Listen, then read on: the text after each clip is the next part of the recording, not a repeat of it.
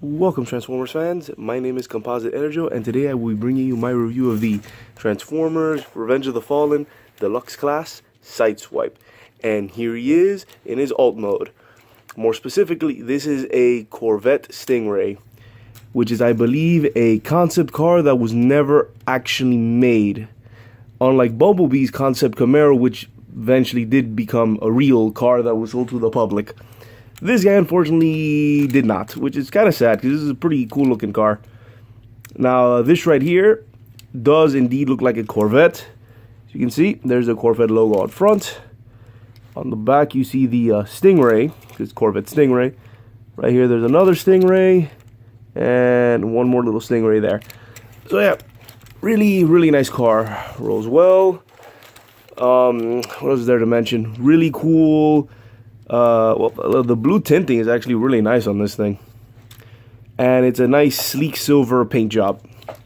So yeah, it would have been really nice if they made this into an actual car to be bought, but unfortunately, I believe they didn't do it.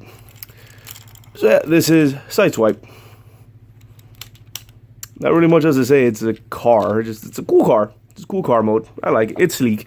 Oh, I guess one more thing to mention is that this is like the proportions of this do scream out Corvette, unlike the Age of Extinction Crosshairs / Hotshot, where I felt that car mode was too bulky.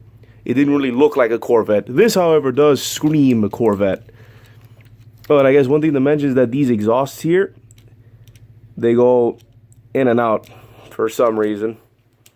Don't know why, but it does that. So that's enough about the car. Let's get on to his transformation.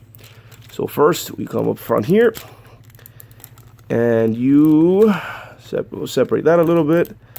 Then pull this down a bit.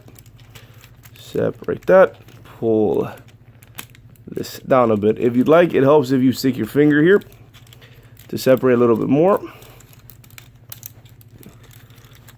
Move this a little bit. Then come here and separate, and you have to do it like this. You have to like push up. Whoops. Camera's being uncooperative. But like I said, because of the way this connects, you have to push up. So push up and then out. So then finagle this a bit so that you can spread it out like that. That way gives you more clearance to work with this. So then you go in here. Whoops. Go in here. Let's say turn this a bit. You have to come in there. Yep. Get in there. Get in there. Pull this out. These will eventually become his arms. And then, oh, you can see there, you can then separate his torso. Then turn this. And what you have to do, which is kind of a bit annoying here, is you have to have this tab into here. So you have to push this back. Well, I guess before doing that, you can then lift this up now. With this folded down, you can lift up, back, and make sure you fold down these exhausts to be behind his, well, where his head will be. So then you're supposed to push this back. Push this back. It's kind of annoying to do.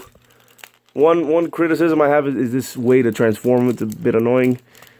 Yes, you have to, there we go. Pass all of this, and then tab it.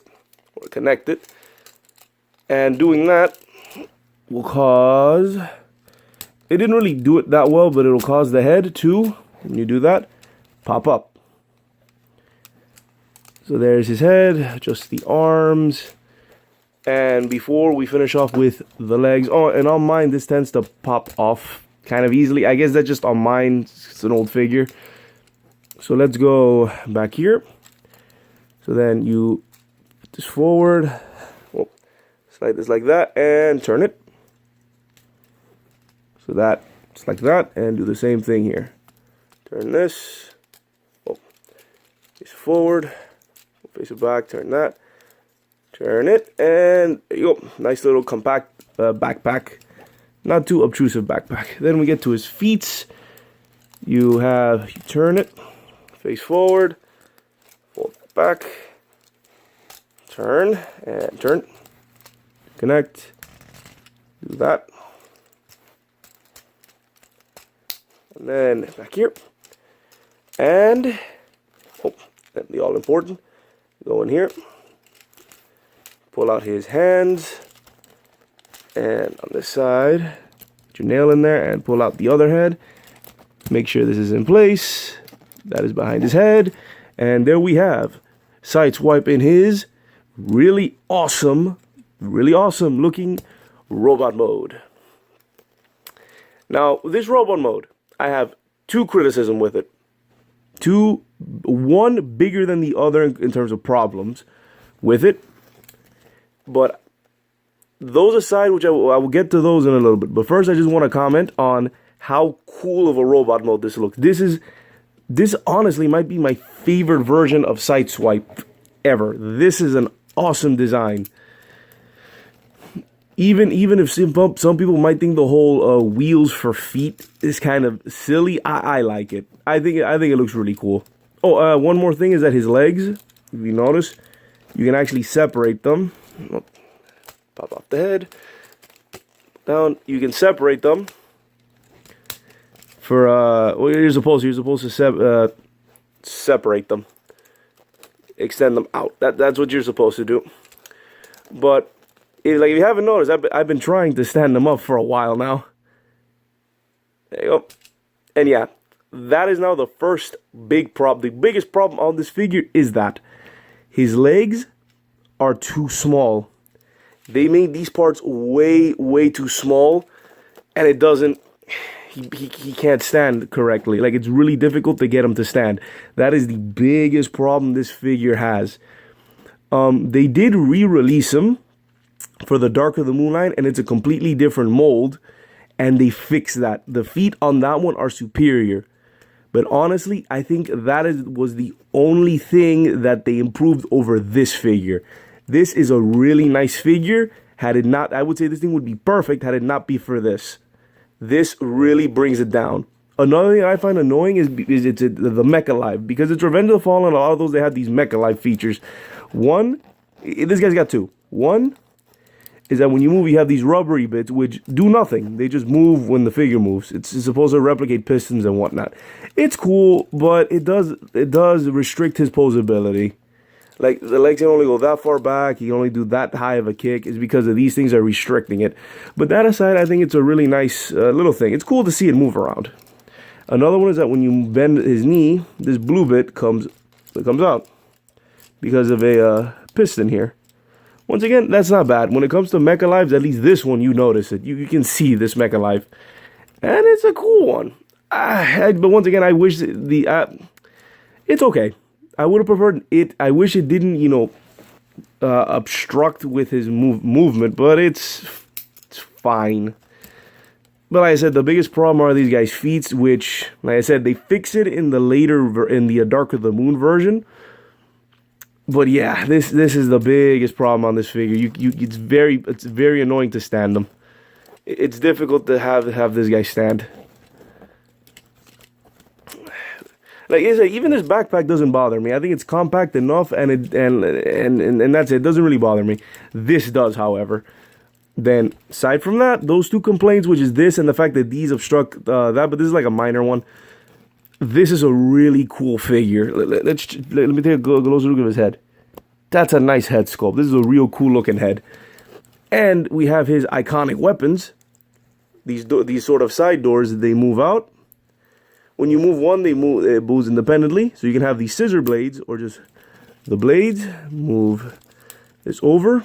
And then you have his, and I'm going to say iconic because his iconic blades. And this guy just oozes awesomeness. This is a cool character. I think out of in the Revenge of the Fallen movie, even though that movie was not very popular, I believe that this guy right here was the most popular character introduced in that film. Granted, he barely did anything. He didn't do much in the movie. He did kill Sideswipe. He did kill Sideswipe in one of the most iconic scenes in that movie when he sliced him in half using his sword. Like, with his sword, and then he did this, he did like this pose. Something like, he says, he like did this pose after beating him.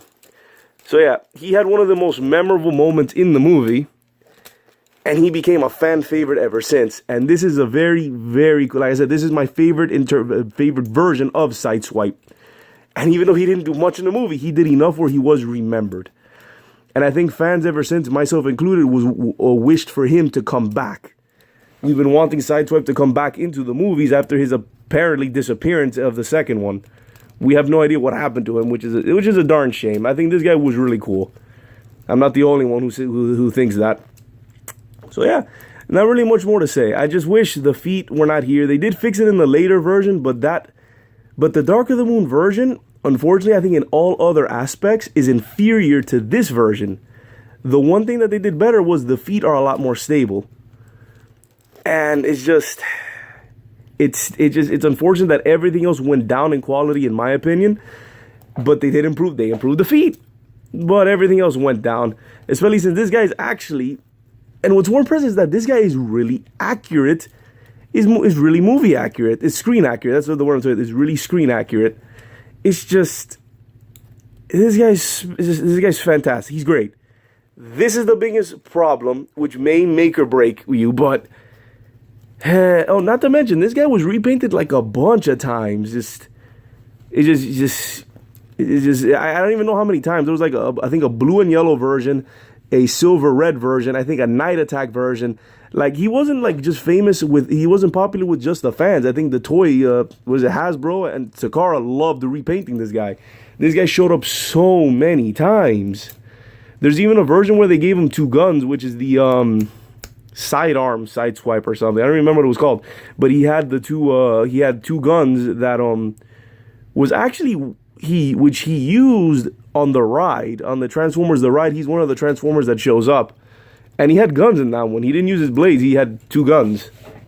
Okay, but yeah, overall, this guy, if it wasn't for the feet, if they had improved the feet and made him more stable, this guy would be just like a 10 out of 10. He'd be perfect because he's screen accurate. He's like a very solid figure. The transformation is also pretty fun. It is fun, if not for the way the hands move in and that whole you having to move the torso forward. Those two things I found kind of annoying, but it's an overall really, really solid figure and a cool one at that from a cool character that I wish showed up more in the movies. But yeah, so this has been my... So I do recommend him. Just once again, this might cause you to reconsider, but I do recommend this figure. It's a really nice, solid figure. And I'm pretty sure someone out there figured out a way to fix these feats. So yeah, this has been my review of the Transformers Revenge of the Fallen Deluxe Class Sideswipe. Let me see if I can get up to stand. So if I get up to stand. So Deluxe Class Sideswipe. This is Composite EnerJoe. This has been Composite EnerJoe. Come on. Stand up for me, please, Sideswipe. Help me out here.